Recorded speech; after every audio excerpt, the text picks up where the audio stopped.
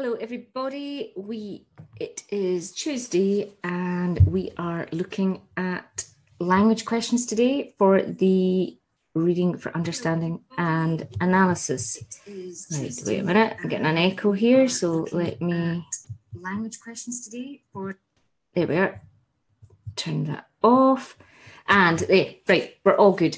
Let me just quickly share the screen. So we've already looked at the idea of there being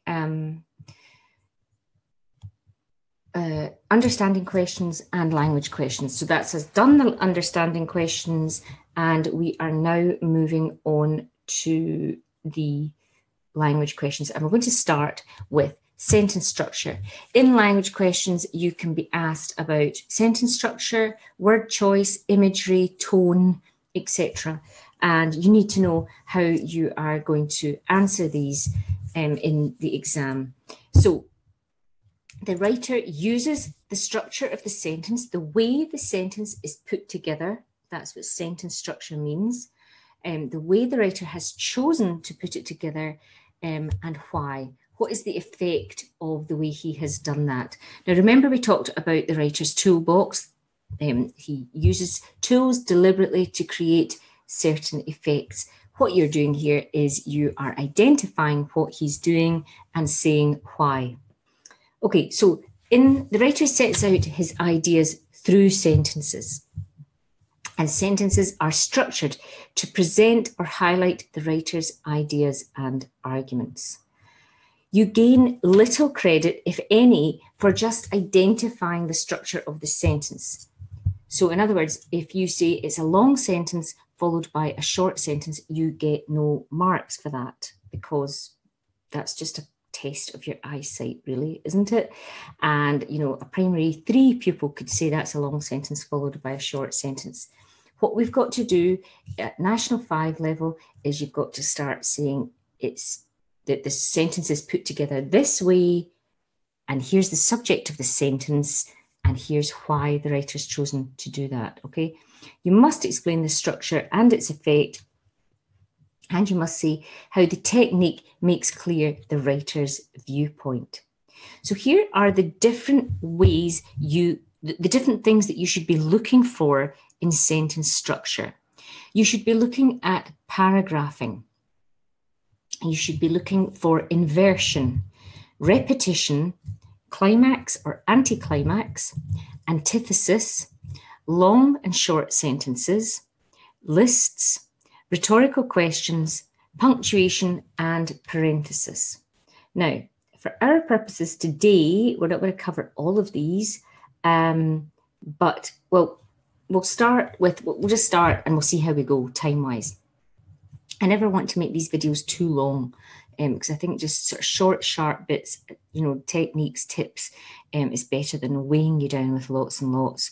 So let's start with the idea of paragraphing. Now, regardless of all of these different things, no matter what you pick out in the sentences that you are referred to, you must do one thing. You must come back to the subject. What do I mean by that? What is the subject of this sentence? Now, be very careful that you are not simply in your answer giving the definition of that tool, that technique. Okay, so what I mean by that is that candidates write, students will write things like the writer uses a very long sentence followed by a very short sentence, which emphasizes the subject of the sentence. That doesn't mean anything. That's a waffly thin answer. I want to know what is the subject of this sentence and what's the effect of you by the writer using that tool. So let's have a look here. I'm going to jump forward a bit and I'm going to start with the length of the sentence. Are there particularly long or short sentences? A long sentence can be used to demonstrate the complexity of an idea. A short sentence can be used to sum up an argument or draw attention to an important point. sentence length here, it says, is used to mimic ideas or subject matter of the passage. So it could be a short, sharp, staccato sentence, or long and slow and complicated. And sometimes it emphasizes imagery. Okay, so let's have a look here. Okay, I am going to give you a sentence myself. Okay, so I am going to tell you that I had a busy day today. So this is how I'm going to write the sentence. Today, I have walked the dogs. I have been for coffee. I've done the shopping. I've cooked the dinner. I've taught several pupils. I've walked the dogs. Did I say that already? I've put on some washings, and I've even managed to do a little bit of ironing. Now, let's look at this idea here. The sentence length is used to mimic the ideas or the subject matter of the passage. So the subject of that sentence is, I've had a very busy day. Now, I could easily have written or said, I've had a very busy day. But instead of doing that, I have chosen to list what I've done today, making it a long sentence.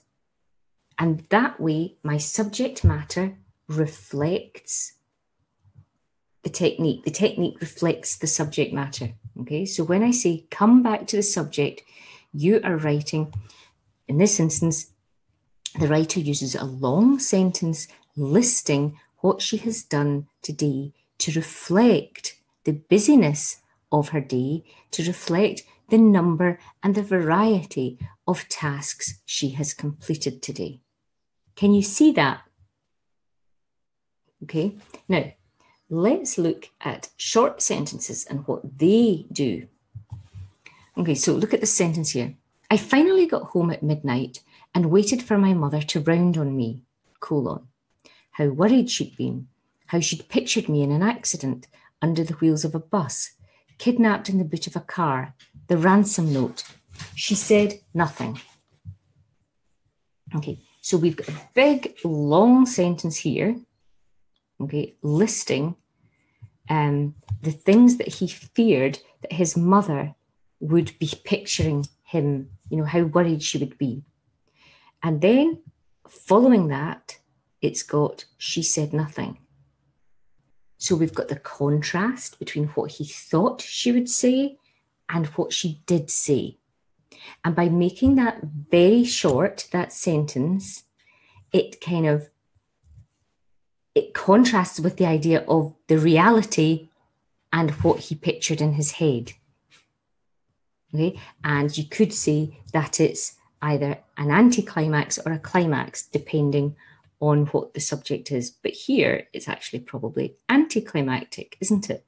Oh, the writer's read us to believe how worried she'd been, how she'd pictured me in an accident, under the wheels of a bus, kidnapped in the boot of a car, the ransom note. She said nothing. Oh, right, okay, so we drop off there, and we're going to look at anticlimax and climax. Okay, so that sums up, contrasts with what he thinks is going to happen with what actually happened. So we've got the abruptness of the sentence reflects the sense of, contrast with what he expected to happen. Can you see that? Now, what you've got to do, however, is you've got to read the content. So that long sentence is about all the things that he thought his mother would be worried about. And then that sentence sums up that actually she didn't say anything. Okay? So can you see you've got to come back to the topic, the subject of the sentence. Come back to the subject. Now, I cannot reiterate that enough. You mustn't just write a definition of a technique. You'll get no points for that. Come back to the subject. You're being asked about this sentence here, not any old sentence, this one. What's the writer doing here in this sentence? And that's the mistake a lot of students make. And looking forward to your higher English next year after the summer, this is doubly important then. But of course, it's very important just now that you refer to the subject. Okay, let's look then at the idea of a list in a sentence. Why would a writer use a list? Well, think about the following things. What is in the list? Is there an order or a sequence to the items? Is it climactic or anticlimactic? Now, in the idea of the order or the sequence, so do the things get greater, more serious, more important? Oh, the dog's in. Or is it just stay the same, the list? And climactic, does it climax at the end of the sentence? Does the most important come last? Or is it the least important last? What's going on? And why did the writer present a list to the reader? Why would he not just have written, or she written as a sentence summing up what the list is about? Does it help you to understand the writer's idea or viewpoint? Well, the answers to all of these things are, well, it depends what the subject is, and you must refer to the subject in your answer. Okay, so look at this sentence here. Fast food is now served at restaurants and drive-thrus, at stadiums, airports, zoos, high schools, elementary schools and universities, on cruise ships, trains and airplanes, at Kmart's, Walmart's, and even at hospital cafeterias. Okay, so let's have a look here at the subject. What is going on here? Well, first of all, we notice that this is a very long sentence. Now, I'm going to show you a wee trick in a minute. I'll show you it in a minute. Okay, so it's a long sentence, isn't it?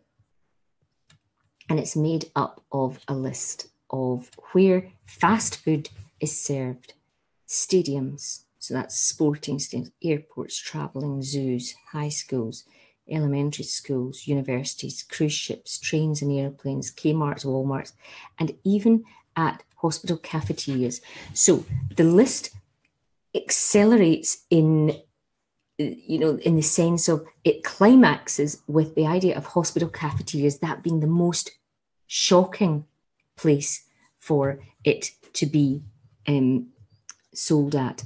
I have just realised that I don't have my camera on. Oh, just one sec. I wonder if that matters. Wait a sec.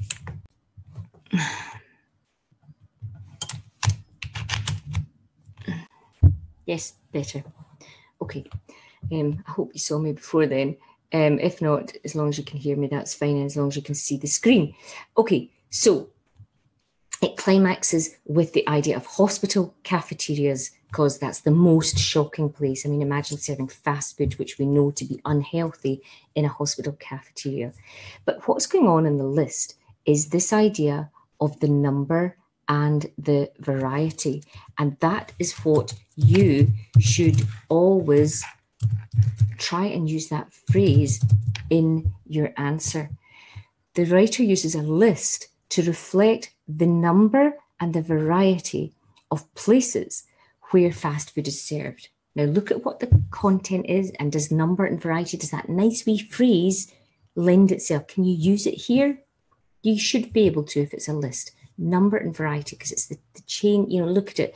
We've got drive-thrus. Well, we expect fast food to be delivered there, but we do not expect fast food particularly to be served in hospital cafeterias.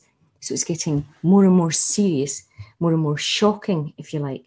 So instead of just saying, gosh, fast food is served all over the place, even places that you can't really imagine, the writer lists it. So we've got the idea of the endless places where fast food is available. Can you see that, everybody? Can you see that that's why the writer uses a list? Okay. Let me quickly jump to, so always, you're coming back to the technique.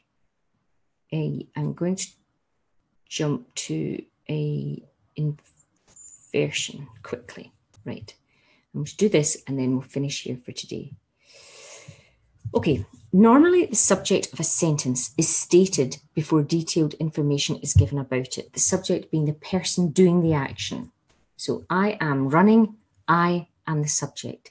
He is running, he is the subject. He's the person doing the running, doing the action. So that's the subject. So normally we get the subject of the sentence at the beginning of a sentence before detailed information is given about it. So a normal sentence would be, the baby rocked back and forth. And the subject of that sentence, the person doing the action, is the baby, and it comes at the beginning. But if we changed that to back and forth, the baby rocked, or back and forth, rocked the baby, then the emphasis has switched from the baby to back and forth, the movement. So the writer has chosen, he's used that tool, inversion, to invert the word order in the sentence. And the reason why is that he wants to focus on the movement. So come back to the subject. What has he wanted to focus on? The movement of the baby. Can you see that? And we call that inversion. Always coming back to the subject. Okay, I'm just going to crack on, do this just now. The other technique that the writer uses is repetition.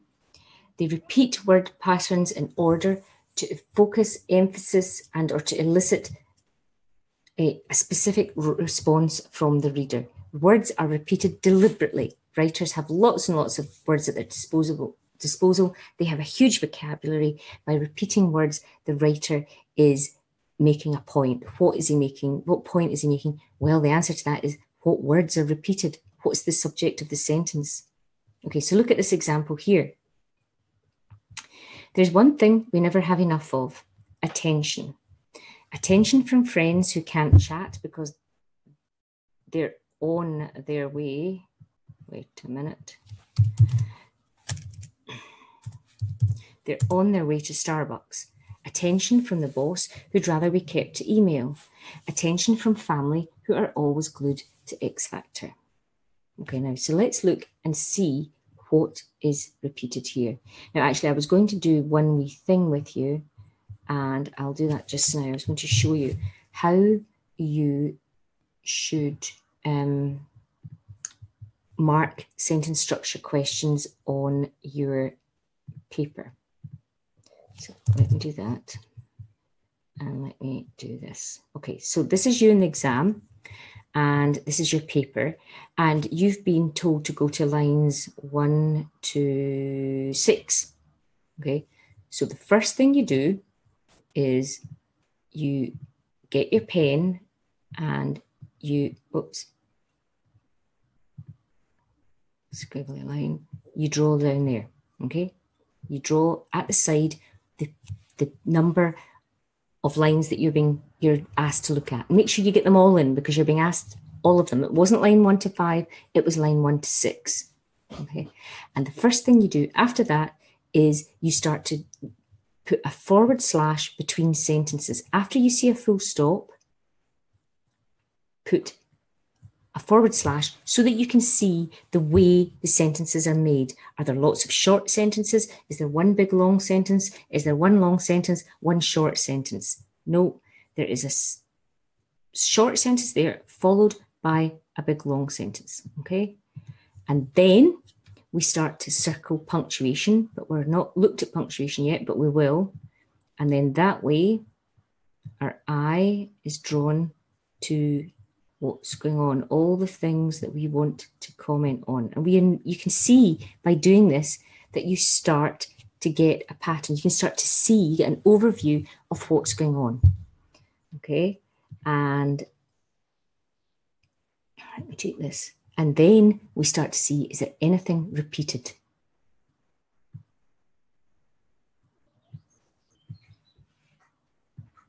Oh, right.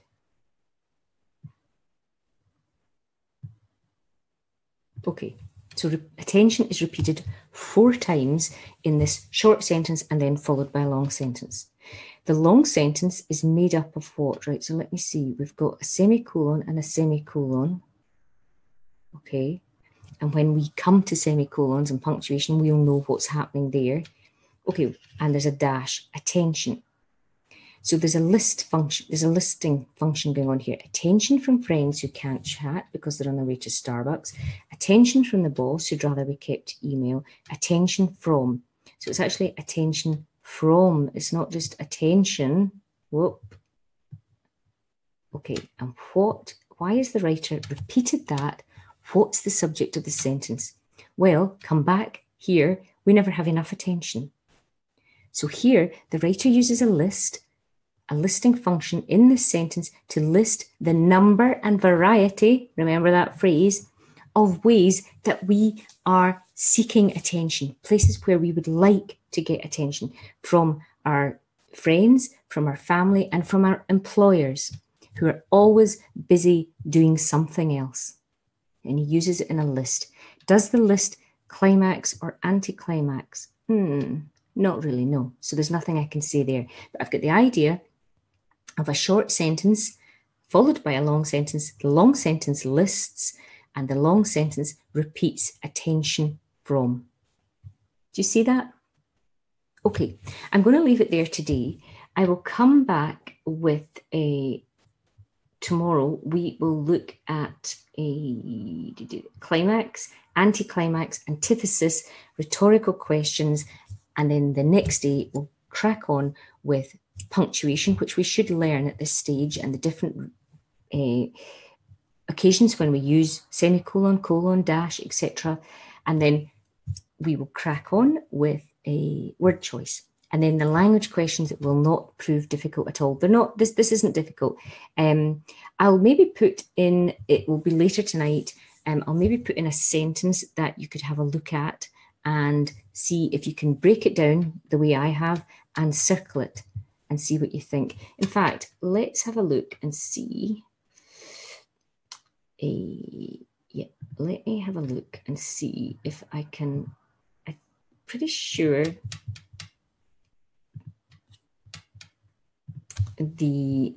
that's so messy. Yeah, I am going to go back here and I'm going to go into Pass National 5 English. And I'm going to look at it. Yeah.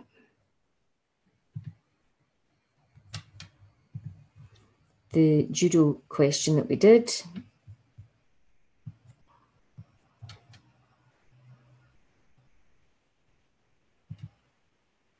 Yeah. Okay, let's have a look there at the questions. There. Question 4. Explain how the writer's use of sentence structure helps to clarify the information conveyed to the reader in lines 66 to 74. You should refer to 2 examples. So you would go to 66 to 74, you would draw a big line down it, and your first job would be to put a forward slash after each full stop so that you can see the sentence structures, how many sentences are going on here, and then start to circle other punctuation and then start to circle words that are being repeated and see if you can see a pattern going on in there. Okay, I will see you tomorrow. Thanks for joining me. Any questions, any feedback, let me know. And can I ask you, can you share this with people still? I mean, there's 4 weeks to go, and this could be useful for somebody and could help them maybe get a better grade. I will see you tomorrow.